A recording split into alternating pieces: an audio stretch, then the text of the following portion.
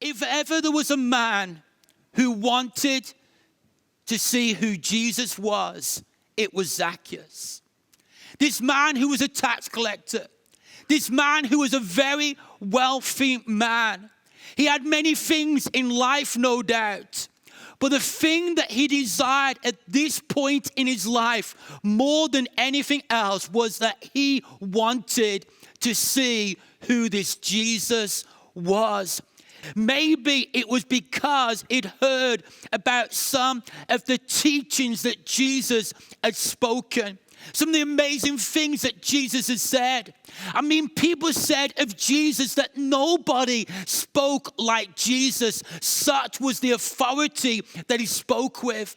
Maybe some people had told Zacchaeus, well, you need to know about this Jesus because he says some incredible things. You should hear the way that he debates with the religious people of his day. You should hear how he calls out the Pharisees and the scribes and the teachers of the law. You want to hear the way that he doesn't take any messing with those individuals. Maybe it was because not only had he heard about what Jesus said, but he'd heard about what Jesus did. The miracles that Jesus had performed, the way that he caused blind eyes to see, the way that he caused lame people to walk, the way that he caused deaf people to hear, the way that he fed multitudes with just a few loaves and few fishes. Whatever it was, Zacchaeus had a deep down longing, a deep down desire within him to see Jesus. And I truly believe today that the desire of God for every single one of us in this new year is that we would have a desire to see Jesus maybe in a way that we've never seen him before. I know there's people here today who've been followers of Jesus for over 50, 60 years.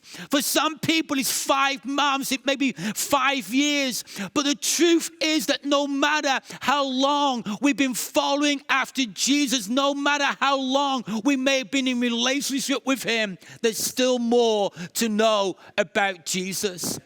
I want to call us to be a people that this year desire to know Jesus in a greater measure, in a greater form than maybe we've ever known him before, that we can know him for ourselves, that we can experience him for him ourselves in our own lives.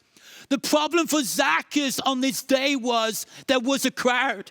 And yet there was something within Zacchaeus that said to himself, I am not going to allow any crowd to stand in my way. I'm not going to allow a crowd to stand in my way because I need to know what it is for a turnaround to take place in my life. It reminds me of blind Bartimaeus, a man who was born blind, a man who wanted to see. And he heard that Jesus was coming his way.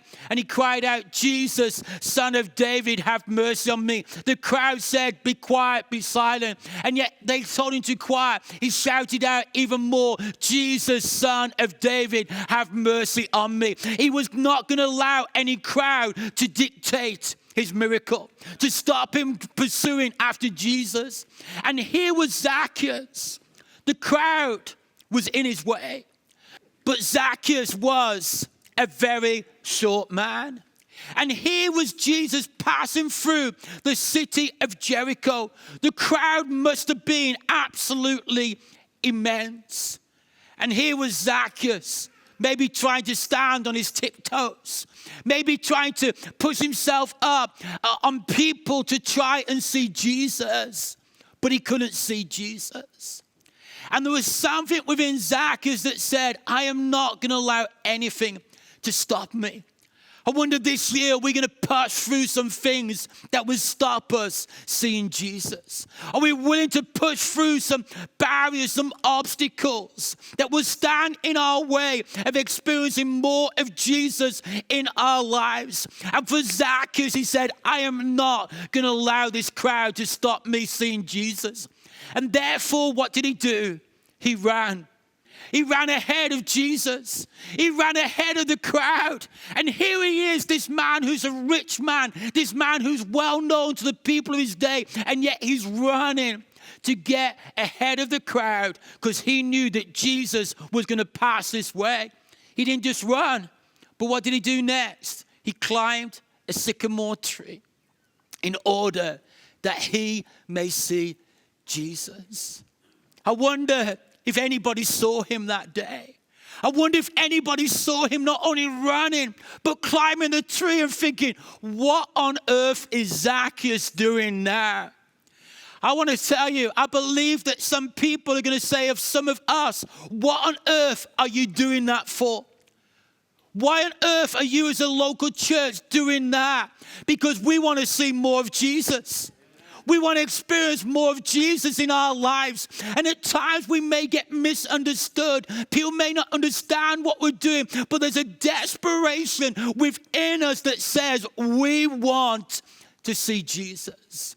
We want to experience Jesus. We want to know his presence. We want to know his power at work in our lives. And therefore, if it means that we need to run, we'll run. If that means that we need to climb a tree, whatever that tree may look like, we're willing to climb a tree. I want to say I'm willing to climb a tree today. I'm willing to run. I'm willing to look ridiculous to people because I want to see something of Jesus for myself.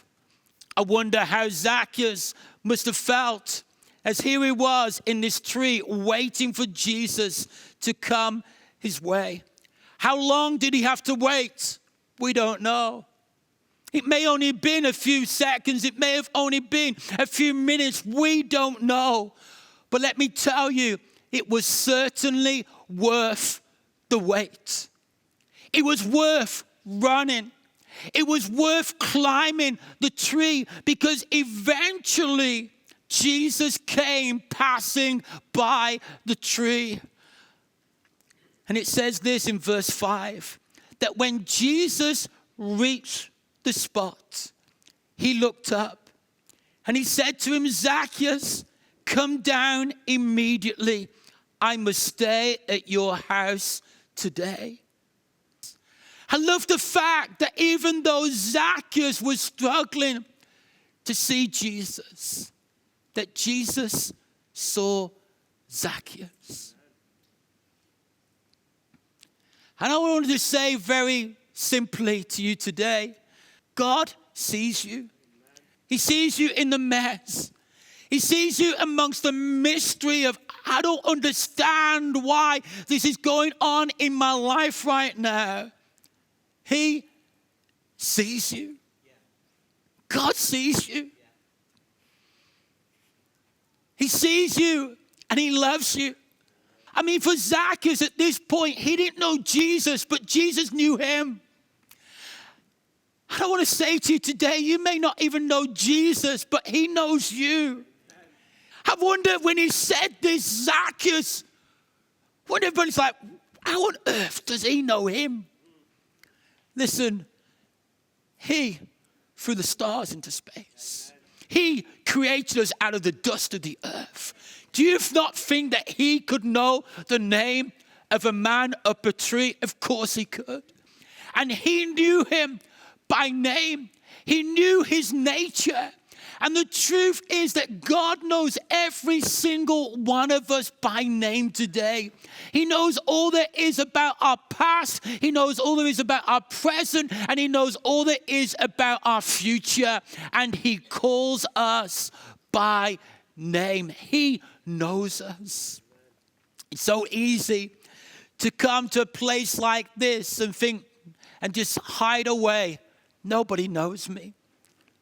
And the truth is that we may not, I don't know everybody in this room today, but the truth is that God knows you. He knows you.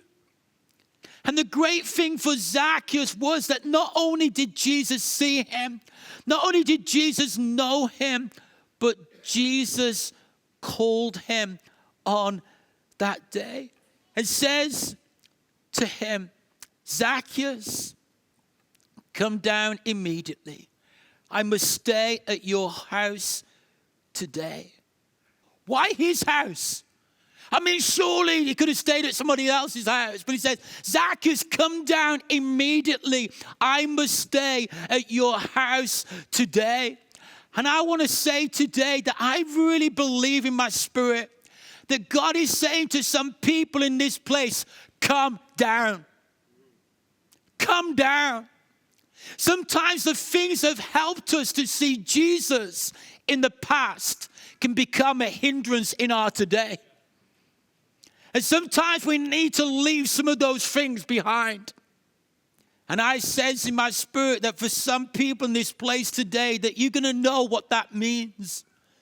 That you've been lingering in a place that you shouldn't linger any longer.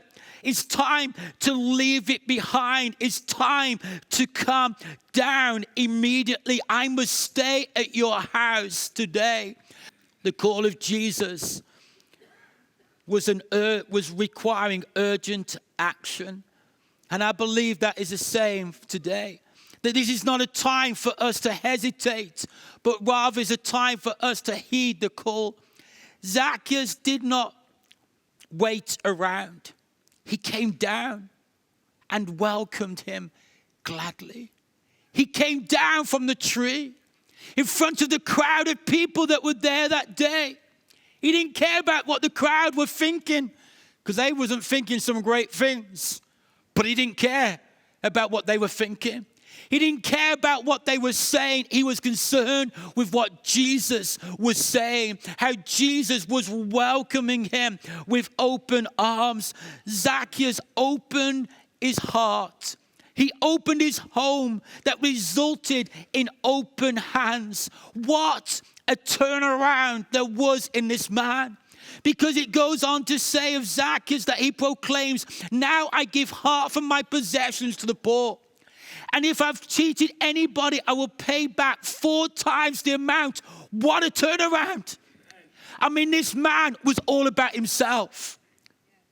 He got richer and the poorer got poorer. And yet one encounter with Jesus. Jesus did not tell him, this is what you've got to do, Zacchaeus. He simply did it because he opened up his heart. He opened up his home. And therefore his hands were open to the people around about him. What a turnaround took place. That this man became a generous man in just a moment. He said, half of my possessions I give to the poor. If I'd have been in the crowd that day, I'd be like, thank you, God, that Zacchaeus came down. He cheated me. Whoa, I'm in the money now. 4 times the amount he's going to give back to me. What a turnaround had taken place in his life. All because he embraced the one who embraced him. This was not so much a natural work, but a supernatural outworking of encountering Jesus. I want to declare over many of our lives that we're going to experience a big turnaround in 2026. As we do, as Zacchaeus did, and respond to the one who sees us, the one who knows us, and the one who calls us. This really is not a time for us to hesitate, but rather to heed the one who is passing by right now. What are we willing to do to see Jesus? What are we willing to do as individuals? What are we willing to do as a corporate group of people? Because we've seen so much of Jesus. We've experienced so much of Jesus, but there's so much more of him that he wants us to experience. And therefore we may need to, as it were, run a little bit. We may need to climb a little bit. We may need to do something that everybody else will be saying, what on earth is Rugby Elim doing right now? We don't get it. Because we want to see Jesus.